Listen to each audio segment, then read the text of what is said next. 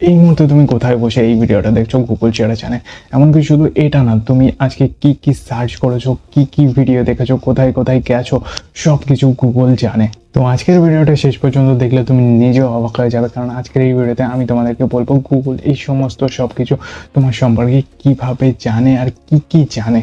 তো ভিডিওটা শেষ অবধি দেখো, স্কিপ না করে। চ্যানেলে ফার্স্ট টাইম এসে থাকলে চ্যানেলটিকে সাবস্ক্রাইব করে নাও এরকম আরও অনেক tech and tricks related video দেখার জন্য। তুমি এই জিনিসটা কি কখনো খেয়াল করেছো, বন্ধুর সঙ্গে কোনো একটা জিনিসের কথা বললেই কিছুক্ষণ পরেই তোমার মোবাইলে ভেসে ওঠে সেই জিনিসটারই অ্যাড। তুমি ভাবো এটা কোইন্সিডেন্স, কিন্তু এটা আসলে গুগলের ট্র্যাকিং। তোমার ফোনের মাইক, লোকেশন আর সার্চ অ্যাপ ব্যবহার করে গুগল তোমার সম্পর্কে একটা ধারণা তৈরি করে তুমি কিসে আগ্রহী। তো এখন চলো এক এক করে দেখে নিই গুগল তোমার সম্পর্কে ঠিক কী কী জানে আর কিভাবে জানে। তো নাম্বার 1, তোমার লোকেশন হিস্ট্রি। তুমি আজ কোথায় গেছো, কোন রাস্তা দিয়ে গেছো, কতক্ষণ ছিলে, সব কিছু গুগলের কাছে সেভ থাকে। তো গুগল এই সমস্ত কিছু কিভাবে জানতে পারে, কারণ তোমার মোবাইলে জিপিএস সবসময় এনেবেল থাকে। তার সাথে তুমি যে মোবাইল নেটওয়ার্ক বা ওয়াইফাই ইউজ করো সেটাও তার থেকেও গুগল ডেটা নেয়। এমনকি তুমি ম্যাপ না করলেও তোমার মোবাইলে থাকা Google play service automatic background থেকে লোকেশন পাঠাতে থাকে।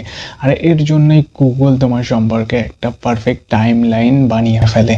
নাম্বার 2, তোমার সার্চ হিস্ট্রি।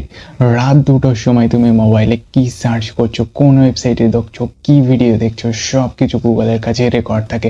এমনকি তুমি ডিলিট করে দেওয়ার পরেও গুগল সার্ভারে সেটা সেভ হয়ে থাকে। তো গুগল এই সমস্ত ডাটা কীভাবে রাখে, তুমি যে জিমেল আইডি দিয়ে তোমার মোবাইল চালাও সেই জিমেল আইডির সাথে তোমার সব অ্যাক্টিভিটি কানেক্টেড থাকে। তুমি যদি কখনো গুগলে গিয়ে কোনো কিছু সার্চ করো বা কোনো ওয়েবসাইট লগ ইন করো কিংবা ইউটিউবে যদি কোনো ভিডিও দেখো, সব কিছু গুগলের এই আইডির সঙ্গে লিঙ্ক থাকে। আর এটা তোমার যে গুগল ক্লাউড সার্ভার আছে সেই সার্ভারে সেভ হয়ে থাকে। নাম্বার 3, তোমার ভয়েস ডাটা। যখন তুমি বলো ওকে গুগল, তখন তোমার সমস্ত কথা রেকর্ড হয়। কিন্তু অনেক সময় কি হয়, তুমি যখন নাও বলো সেক্ষেত্রে তোমার কিছু শব্দ রেকর্ড হয়ে যায় এবং এই সমস্ত ওয়ার্ড বা শব্দ ক্লিপ, ভয়েস ক্লিপগুলো গুগল সার্ভারে অটোমেটিক সেভ হয়ে থাকে। তো গুগল কীভাবে শোনে, তো গুগল সবসময় ওকে গুগল শব্দ শোনার জন্য মাইক অন করেই বসে থাকে। শব্দ পেলেই রেকর্ড শুরু করে। কখনো কখনো হয়তো টিভির আওয়াজ কিংবা পাশের কোনো মানুষের আওয়াজ শুনেও রেকর্ড শুরু হয়ে যায়। Number 4, app use. তুমি দিনে ফেসবুক কতক্ষণ দেখছো, ইউটিউবে গিয়ে কতক্ষণ তুমি রিলস দেখছো, ইনস্টাগ্রাম কতক্ষণ ইউজ করছো, এই সমস্ত কিছু গুগল জানে।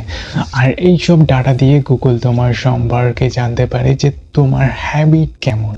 তুমি ভাবছো এই সমস্ত কিছু গুগল কিভাবে জানে। তো তোমার মোবাইলে চলতে থাকা গুগল প্লে সার্ভিস আর গুগল ফ্রেমওয়ার্ক, এই দুটো অ্যাপ তোমার মোবাইলের ব্যাকগ্রাউন্ডে সবসময় চলতে থাকে। আর এই অ্যাপ দুটো দেখে তুমি মোবাইলে কোন কোন অ্যাপ চালাচ্ছ, কতক্ষণ চালাচ্ছ, কখন বন্ধ করছো, আর সব রিপোর্ট পাঠিয়ে দেয় গুগল সার্ভারে। নাম্বার 5, তুমি কি কিনতে চাও। তুমি যেই জিনিসের কথা ভাবো বা সার্চ করো সেই জিনিসেরই অ্যাড ঘুরে ঘুরে তোমার সামনে আসে, কারণ গুগল তোমার ইন্টারেস্ট ট্র্যাক করে। তো গুগল কীভাবে বোঝে, গুগল দেখে তুমি কি সার্চ করো, কোন ওয়েবসাইটে দেখো, কোন ভিডিও দেখো আর কোন অ্যাডসের ওপর ক্লিক করো। এই সমস্ত ডেটা দিয়ে গুগল এআই বানায় তোমার একটা ইন্টারেস্ট প্রোফাইল।